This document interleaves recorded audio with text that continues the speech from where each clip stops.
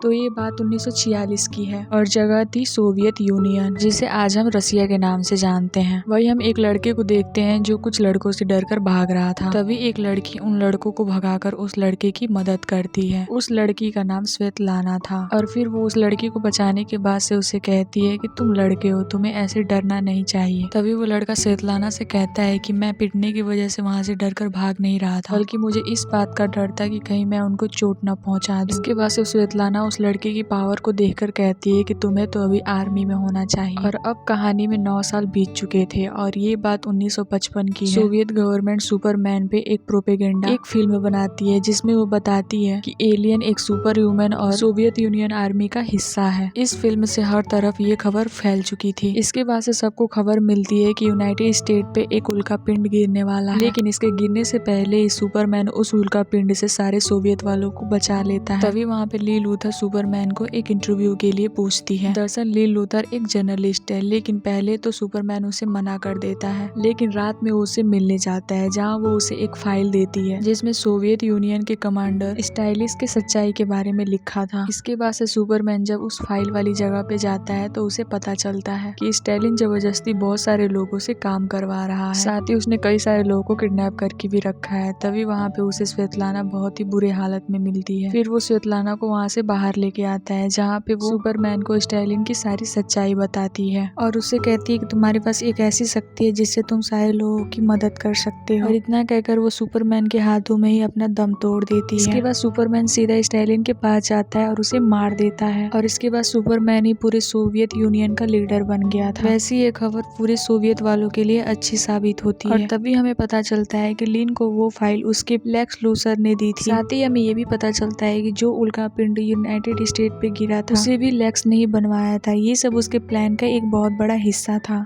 वो उस उल्का पिंड से सुपरमैन का डीएनए निकलवाता है, जिसकी मदद से वो सुपरमैन का एक क्लोन बना सके।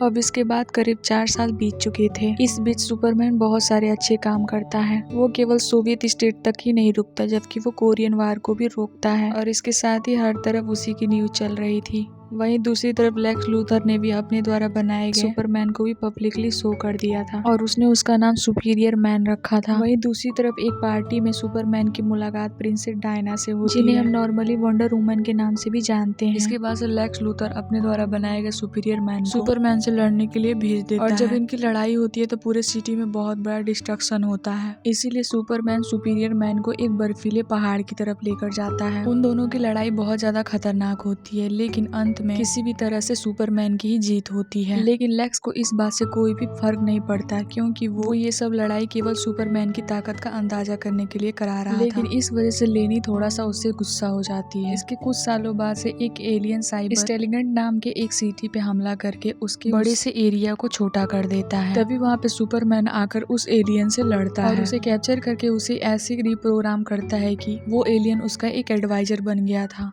अब हम देखते हैं कि बैटमैन जो उस जगह का एक लड़का है जहाँ स्टाइलिंग ने सभी को कैद किया था, वो इन सब का जिम्मेदार सुपरमैन को मानता है। वो सुपरमैन के खिलाफ पूरा सोच समझकर एक बहुत बड़ा ट्रैप बिछाता है। साथ ही सुपरमैन की जब उसके साथ लड़ाई शुरू होती है तो वहाँ पे क्रिप्टो रेड सन एलर्जी के लेंस का यूज करता है। दरअसल क्रिप्टोन एक ऐसा एलिमेंट है जिससे जो सुपरमैन के ऊपर काम करता था। साथ ही बैटमैन ने सुपरमैन को हरा भी दिया था। तभी वहाँ पे वंडर वुमन आकर उस लेंस को डिस्ट्रॉय कर देती है, जिससे वो लाइट्स रुक जाती है और वापस से सुपरमैन के पास उसकी पावर आ जाती है। और इसके बाद से सुपरमैन बैटमैन को उसके फाइट में हरा देता है। बैटमैन खुद को सिलेंडर करने से अच्छा खुद को मारना सही समझता है और वहीं खुद को खत्म कर लेता है। वहीं वंडर वुमन भी सुपरमैन का साथ छोड़कर वहाँ से चली जाती है। दरअसल उसे सुपरमैन के नेचर में थोड़ा सा बदलाव दिखाई दे रहा था। वहीं दूसरी तरफ यूनाइटेड स्टेट में लेक्स लूथर को वहाँ का प्रेसिडेंट बना दिया गया था। साथ ही इसी बीच उन्हें एक क्रैश्ड स्पेसशिप मिलती है जिसमें एक एलियन पड़ा हुआ था। तभी लेक्सिप नाम के एक आदमी को उस एलियन के उंगली से एक अंगूठी निकाल के देखता है। सुपरमैन को भी लक्स के प्रेसिडेंट बनने की बात पता चल चुकी थी। साथ ही वो न्यूज में अपने खिलाफ अमेरिकन की नफरत को भी देखता है और इसी बीच ब्रेनी सुपरमैन के मन में अमेरिकन के ऊपर हमला करने की बात डालता है। वैसे तो सुपरमैन हमला करने से मना करता है, लेकिन तभी ब्रेनी बहुत सारे रीजन बताना चालू कर देता है।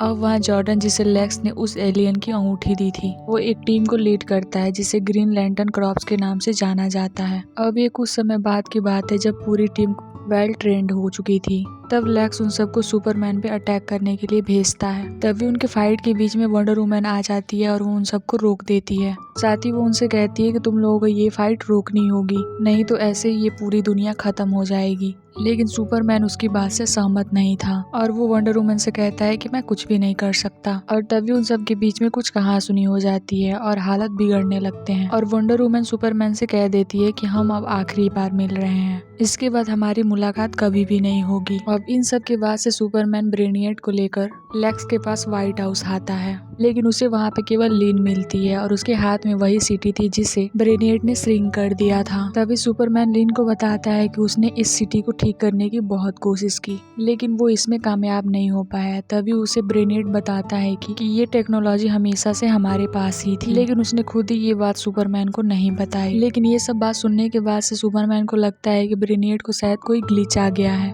साथ ही लीन को समझाने के बाद से सुपरमैन अब समझ चुका था कि असली ह्यूमैनिटी किसे कहते हैं। साथ ही वहाँ पे जो वो अटैक करने आया था उसका भी प्लान वो ड्रॉप कर देता है। साथ ही जब वो वहाँ से जाने लगता है तभी ब्रेनियट उस सिटी को उसके हाथ में डिस्ट्रॉय कर देता है। इसके बाद ही वो सब कुछ बताता है कि जब सुपरमैन ने उसे रिप्रोग्राम करने की कोशिश की तो वो नाकामयाब हुआ था और इसीलिए ब्रेनियट कभी भी उसके वश में था ही नहीं, जबकि उल्टा वो सुपरमैन को खुद ही कंट्रोल कर रहा था ये पूरे प्लेनेट को अपने कब्जा में करने के लिए। तभी वहाँ पे लेक्स भी अपने वेपन आर्म सूट के साथ आता है और अब सुपरमैन और लेक्स दोनों मिलकर ब्रेनियट पे अटैक करते हैं और किसी भी तरह से उसे पूरी तरह से डिस्ट्रॉय कर देते हैं। लेकिन ब्रेनियट जाते जाते खुद ही सेल्फ डिस्ट्रक्शन मोड ऑन कर देता है और इसका ये ब्लास्ट कम से कम 15 मिलियन किलोमीटर तक नुकसान पहुंचा सकता था। वहीं सुपरमैन लेक्स को वहां से जाने के लिए कहता है और वो ब्रेनियट को उठाकर सीधा स्पेस की तरफ लेकर जाता है और वो अपनी पूरी ताकत लगाकर ब्रेनियट को 15 मिलियन किलोमीटर से दूर तक लेके जाता है। और उसके ब्लास्ट के बाद से सुपरमैन ने पृथ्वी को एक बहुत बड़े अटैक से बचा लिया। और इस कहानी के अंत में जब लेक्स अपना रेजिग्नेशन लेटर देता है तो वहाँ भीड़ में मौजूद हमारे सुपर हीरो सुपरमैन को देखते हैं और ये कहानी यहीं पे खत्म होती है। तो दोस्तों अगर आपको वीडियो अच्छी लगे तो वीडियो को लाइक करने के साथ साथ चैनल को सब्सक्राइब जरूर कर लेना। मिलते हैं ऐसे अगले वीडियो में। Thanks for watching.